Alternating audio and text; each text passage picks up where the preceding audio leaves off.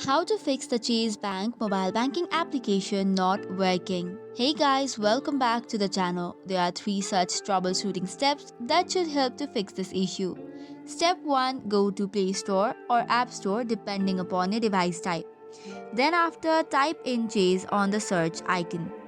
Tap on Chase Mobile Banking and then tap on Update button if it's available. Once you have updated, launch the application to check if it works. If it does not, long press the application and go to App Info for step 2. Then go to Storage and Cache and clear the cache. After you have done this, you can close all the background application and open the Chase Bank again, and it should probably work. However, if it does not, there's step 3. For this, you'll have to uninstall the Chase Bank. Long press it and tap on Uninstall app. Now to freshly install the application, head over to Play Store or App Store again. Type in Chase Bank and tap on it. Now tap on the install button, which should automatically start the download as well as installation. So this is all for today's video. For more such contents, do not forget to hit the like and subscribe button. Thank you and keep watching.